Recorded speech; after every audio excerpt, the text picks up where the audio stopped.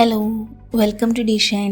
ഇന്ന് നമ്മൾ കുറച്ച് ബേസിക് ബട്ട് സൂപ്പർ ഇമ്പോർട്ടൻറ്റ് ടോപ്പിക്കായിട്ടുള്ള യാൺ ടൈപ്സിനെ കുറിച്ചുള്ള വീഡിയോ ആണ് ചെയ്യുന്നത്.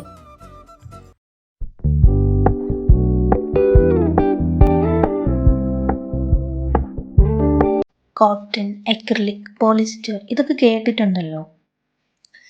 പക്ഷേ ഇതൊക്കെ എന്താണ്, എവിടെ ഉപയോഗിക്കണം, നമ്മൾ ബിഗിനേഴ്സിന് എന്താണ് ബെസ്റ്റ്, ഇതൊക്കെ ഇതുവരെ കൺഫ്യൂഷൻ ആണെന്നുണ്ടെങ്കിൽ നോ വറീസ്. ഈ വീഡിയോ കണ്ടു കഴിഞ്ഞ് നിങ്ങൾക്ക് ക്ലിയർ പിക്ചർ കിട്ടും.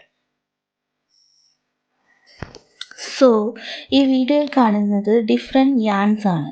ഇതെല്ലാം നാട്ടിൽ അവൈലബിൾ ആണ്, ഓൺലൈനിലും അവൈലബിൾ ആണ്. പിന്നെ mainly cotton, acrylic and polyester yarns ആണ് നമ്മൾ ക്രോഷറ്റ് ചെയ്യാനായിട്ട് യൂസ് ചെയ്യുന്നത്. അതുമാത്രമല്ല അതിൽ തന്നെ ഡിഫറെൻറ്റ് വെറൈറ്റീസ് ഓഫ് യാൺസ് ഉണ്ട്. ഇപ്പോൾ ജസ്റ്റ് ഒരു അണ്ടർസ്റ്റാൻഡിങ്ങിന് വേണ്ടിയിട്ടാണ് ഈ വീഡിയോ ചെയ്യുന്നത്. ഇത് കണ്ടില്ലേ, ഇതാണ് mercerised cotton yarn. Normal cotton യാണിനേക്കാളും സോഫ്റ്റ്നെസ് കുറവായിരിക്കും, പക്ഷേ ഷേപ്പ് നന്നായിട്ട് കിട്ടും. നല്ല സ്ട്രോങ് ആയിട്ട് ഹോൾഡ് ചെയ്യാനും പറ്റുന്നതാണ്. ഈ ബ്ലാക്ക് യാൺ കണ്ടല്ലോ, ഇതും മെർസറൈസ്ഡ് കോട്ടൺ ആണ്. കളറ് ഫെയ്ഡ് ആവില്ല, അതൊരു പ്ലസ് പോയിൻ്റ് ആണ്. ഇത് രണ്ടും സെയിം ആണെങ്കിലും രണ്ട് സൈസാണ് നിങ്ങൾക്ക് വിചാരിക്കുന്നില്ലേ.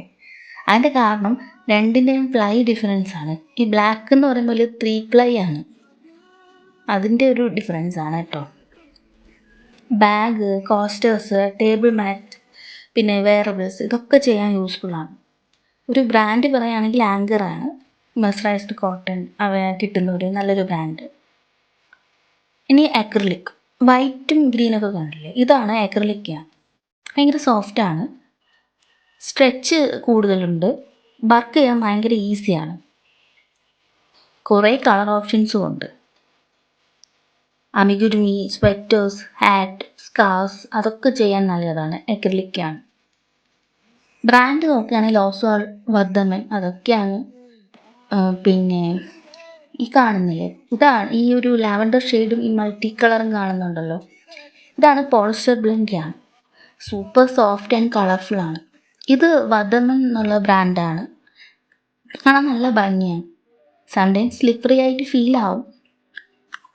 ഇത് നിക്വിറ്റ് എന്നുള്ളൊരു കമ്പനിയാണ് ഈ ലാവൻഡർ ഷെയ്ഡ്. ഇതും പോളിസ്റ്റർ തന്നെയാണ്. ബേബി പ്രോജക്ട്സും സോഫ്റ്റ് ടോയ്സും ബ്ലാങ്കറ്റ്സും ഒക്കെ ചെയ്യാൻ നല്ലതാണ്. പിന്നെ ഞാനൊരു കമ്പാരിസൺ ടേബിൾ ഉണ്ടാക്കിയിട്ടുണ്ട്, കോട്ടണും അക്രിലിക്കും പോളിസ്റ്ററും തമ്മിലുള്ളത്.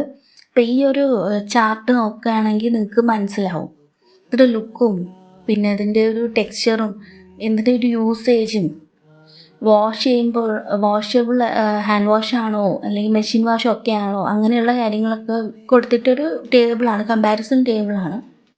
ഇത് നോക്കുമ്പോൾ നിങ്ങൾക്കൊരു ഐഡിയ കിട്ടും ബിഗിനേഴ്സിന്. കോട്ടൺ യാൺ ഇപ്പം നിങ്ങൾക്ക് ഓവറോൾ എടുക്കുകയാണെങ്കിൽ cotton yarn is like chill but strong. Acrylic is flexible and ഫോർഗീവിങ്.